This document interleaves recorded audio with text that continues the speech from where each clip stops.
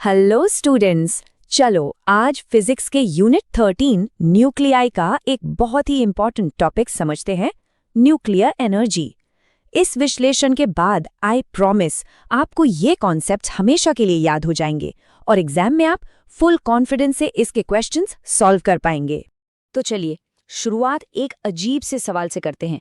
आपके घर में जो स्मोक डिटेक्टर लगा है, सोचो उसका न्यूक्लियर पावर से क्या कनेक्शन हो सकता है ना? थोड़ा अजीब सवाल। इसका जवाब आई बेट आपको हैरान कर देगा। तो इसका जवाब है एक बहुत ही छोटा सा रेडियो एक्टिव न्यूक्लियस। हाँ, बिल्कुल सही सुना। आपके उस सिंपल से स्मोक डिटेक्टर के अंदर न्यूक्लियर फिजिक्स का एक कोर कॉन्सेप्ट काम कर रहा है।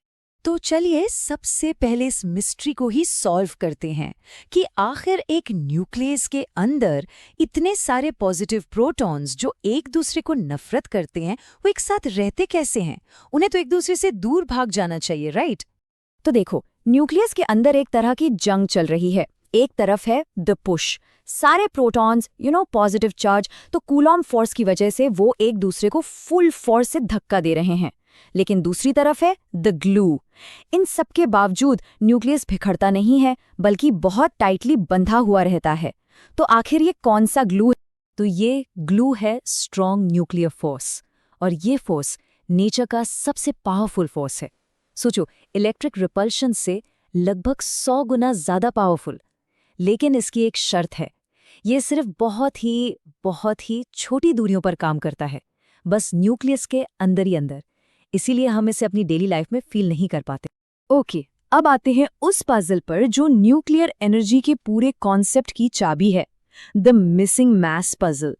ये जो लापता मास का आइडिया है ना, ये सब कुछ बदल देगा।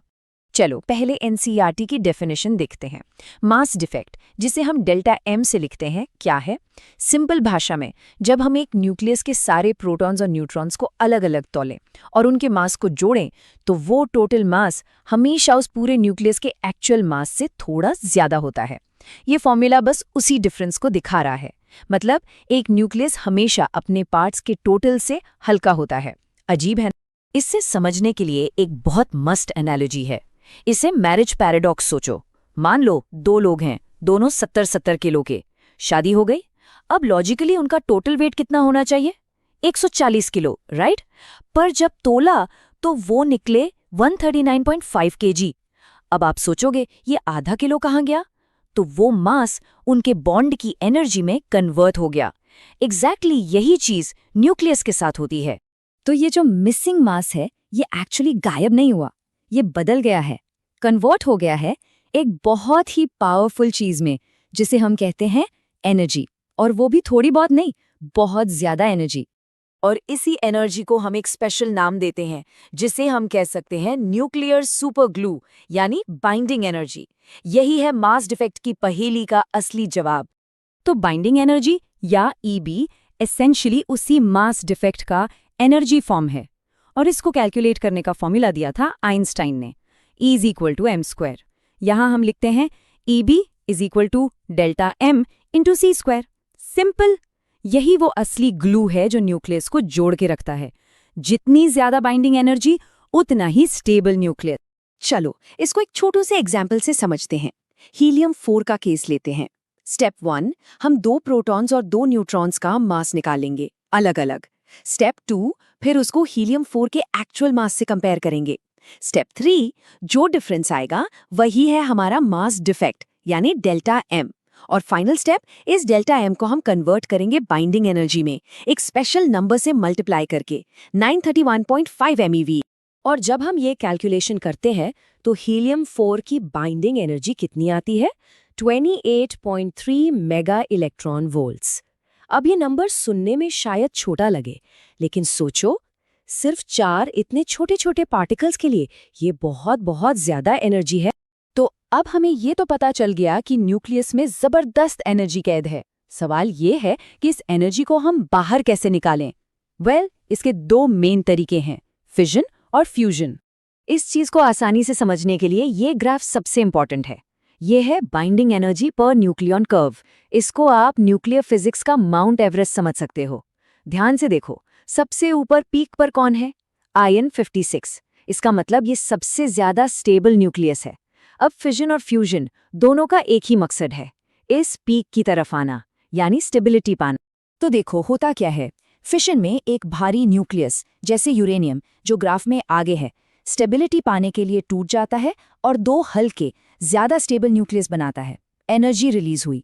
फ्यूजन में इसका उल्टा होता है, दो बहुत हल्के न्यूक्लियस जैसे हाइड्रोजन जो ग्राफ के बिल्कुल शुरू में है, वो जुड़कर एक भारी और ज्यादा स्टेबल न्यूक्लियस बनाते हैं और इस प्रोसेस में भी एनर्जी रिलीज होती है। तो इन शॉर्ट दोनों प्रोसेसेस में एंड प्रोडक्ट ज्यादा स्टेबल होता है। चलो अब थोड़ा एग्जाम मोड ऑन करते हैं। कुछ ऐसी कॉमन मिस्टेक्स हैं जो स्टूडेंट्स हमेशा करते हैं और उनके मार्क्स कट जाते हैं, इन पर अच्छे से ध्यान देना। सबसे बड़ी गलतफहमी, लोग सोचते हैं कि न्यूक्लियर रिएक्शन में मास डिस्ट्रॉय या नष्ट हो जाता है। बिल्कुल नहीं, ये वर्ड दिमाग से निकाल दो। मास डिस्ट्रॉय नहीं होता, वो सिर्फ कन्वर्ट होता है एनर्जी में, E = mc² के हिसाब से। इसे कहते हैं मास एनर्जी इक्विवेलेंस। दूसरी गलत धारणा, बिगर इज बेटर। हमें लगता है कि जो न्यूक्लियस जितना भारी उतना स्टेबल, पर ऐसा नहीं है। याद है को ग्राफ, स्टेबिलिटी का किंग कौन था? आयन 56। उसके बाद यूरेनियम जैसे जो बहुत हेवी न्यूक्लियाई हैं वो तो एक्चुअली अनस्टेबल होते हैं, तभी तो वो फिजन करते हैं। ओके, सो चलिए इस पूरे डिस्कशन को जल्दी से समराइज कर लेते हैं। एग्जाम के लिए ये की पॉइंट्स हमेशा याद रखना। तो सबसे पहली बात, न्यूक्लियस को स्ट्रॉन्ग न्यूक्लियर फोर्स जोड़कर रखता है। दूसरी बात, न्यूक्लियस का वजन हमेशा उसके पार्ट से कम होता है और इसी को हम मास डिफेक्ट कहते हैं। तीसरी, यही मिसिंग मास बाइंडिंग एनर्जी बन जाता है, E = mc² के जरिए। चौथी चीज, एनर्जी तब रिलीज होती है जब न्यूक्लियस ज्यादा स्टेबल बनता है, चाहे फिशन से हो या फ्यूजन से। और आखिरी, फिशन मतलब भारी का टूटना, फ्यूजन मतलब हल्के का जुड़ना। That's it. और अब एक आखिरी सवाल जो आपको सोचने पर मजबूर कर देगा। अगर आइंस्टाइन की इक्वेशन के मुताबिक सिर्फ 1 ग्राम मैटर को हम पूरी तरह एनर्जी में बदल पाएं तो उससे 90 ट्रिलियन जूल्स एनर्जी निकलती है। अब जरा सोचिए, अगर हम इंसानों ने कंट्रोल्ड न्यूक्लियर फ्यूजन को मास्टर कर लिया, यानी सूरज जैसी एनर्जी धरती पर बनाना सीख लिया, तो हमारी दुनिया, हमारा फ्यूचर कैसा होगा? सोचना इसके बारे में। चलिए मिलते हैं अगले विश्लेषण।